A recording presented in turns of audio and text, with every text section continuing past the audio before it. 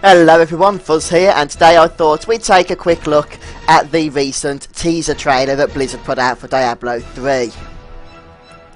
I will put a link in the video description to the teaser, and if you haven't yet watched it, I highly recommend you do so before watching this video, since that would at least make the most sense to me.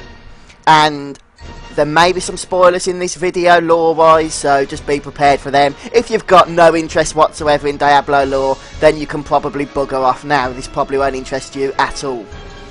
Most of the opinions here are going to be my own, or from other people that have spoken in the comments for the trailer or across forums and stuff on the internet. But nothing is set in fact, so please feel free to disagree, agree, whatever you want to do, just don't be a dick about it.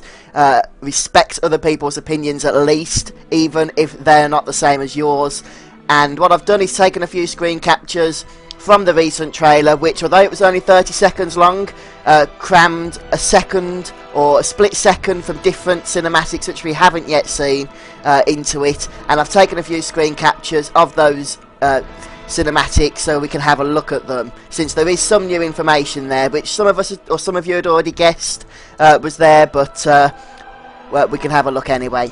Okay, so Imperius, the Archangel of Valor, which is who you can see here in this picture, and Tyrael, the Archangel of Justice, both make an appearance along with Diablo in the new teaser.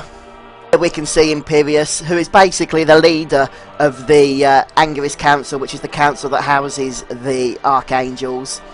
And we see him summoning his spear, or what looks like summoning his spear. Maybe he's just pulling it out of the ground. It looks like he's in the high heavens, although it could be somewhere on Sanctuary. You really can't tell from the short amount of time that we see. We can definitely distinguish Imperius by the round diadem crown thing over his head and his red wings, and of course his spear. Those are all the signature trademarks of who this Archangel is, and yes, that's definitely Imperius there, as many of you have guessed in the comment section. There's simply no doubt about that. And in this shot here we have Imperius again. We can't quite see the circlet thing on top of his head, but you can always tell by his red wings. I'm not exactly sure what's going on here. It could be the scene between him and the other Archangel where they're fighting, which we'll get to in just a moment. But it could also be a number of other things. Either way, it's definitely once again Imperius. And I believe this image is taken from the same cinematic, which basically shows Imperius fighting with what we can only assume to be Tyrael. Now this is definitely drawn up a lot of controversy in the comments, and we don't really know what's going on here. We know from the Book of Cain, and I'm not actually going to read it to you since I don't want the video taken down for copyright reasons, but we know from the Book of Cain that Tyrael and Imperius have had their fair share of internal conflicts within the high heavens, and basically the Book of Cain tells us that although Imperius is a powerful angel and detests the demons of the burning hells, he also has his own pride, and that brings him into conflict with Tyrael. A few people have suggested, I've read in the comments, that Imperius is actually fighting Ithariel here, the Archangel of Fate, as opposed to Tyrael.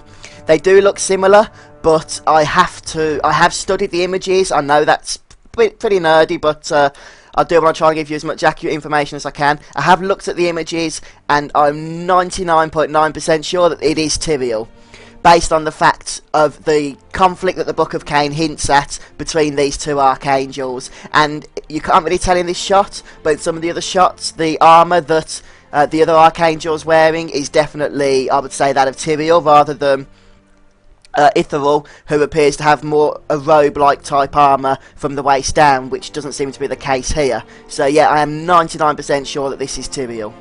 As to the Archangel here, who has been the one to turn to the dark side, which is what we can presume since they are fighting each other, of course, in my opinion it has to be Imperius, not Tyrael, since, as I mentioned, he has his pride problem and whatnot. And also, if we look at the next screenshot, we can see even more evidence of that.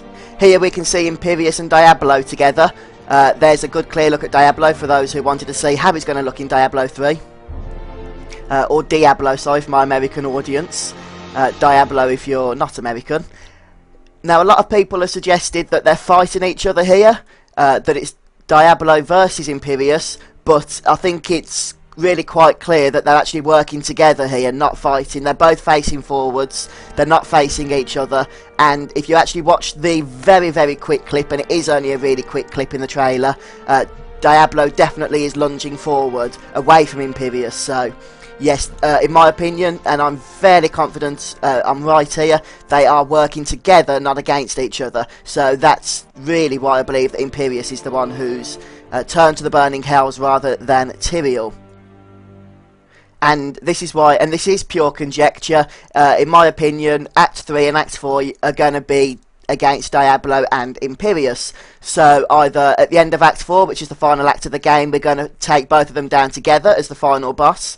Or what's more likely is we fight one at the end of Act 3, probably Imperius, and the other at the end of Act 4. It could be the other way around. I mean, maybe it's some sort of twist that you fight Diablo at the end of Act 3, then find out that Imperius has turned evil and he becomes the final boss of the game. That's certainly possible as well. Now, I haven't found any reference of Ithuriel using a two-handed sword. I could be wrong on that, but he usually carries his scroll around, so that's just more evidence as far as I'm concerned that this here is Tyrael, and I presume this is from the same cinematic where he is fighting Imperius. So yes, I'm definitely convinced about that. A lot of people have been saying that they think Tyrael's going to turn bad, but I think that's really based on the evidence of that they think that Imperius is the one fighting Diablo, and I have to disagree with them. I think Tyrael will not turn bad at all throughout the entire of Diablo 3. He will remain the hero, the non-playable hero, and that Imperius and Diablo are going to be the main antagonists of the game. Also, some people have suggested that the Fallen Star, yeah, look, we've just put up this cinematic here, this is the opening cinematic of course, the Fallen Star from the beginning is Imperius, based on the fact that he has red wings, and it looks like the star is red, as we can see here, and also in the opening cinematic, the pit that Leah looks down when Deckard Cain goes into the depths of the cathedral is also on fire and red like Imperius and his wings, which is why a lot of people have been saying it is Imperius who's crashed.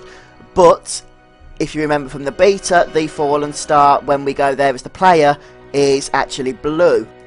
Here's a picture of my Barbarian from the beta, and we can see the crater that the star crashed into is blue, which definitely lends credence to the fact that the Fallen Star was Tyrael, not Imperius. Now that the fire's cooled down, we can see that.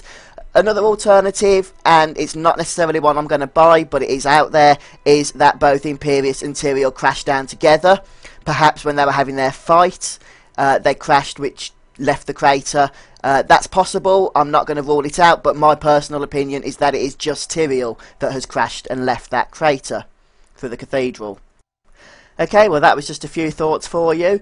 Sorry if I spoke a little bit too quickly, but I did want to get as much as I could in within 10 minutes, which I think we've done. So please sound off in the comments where you disagree. What have I missed?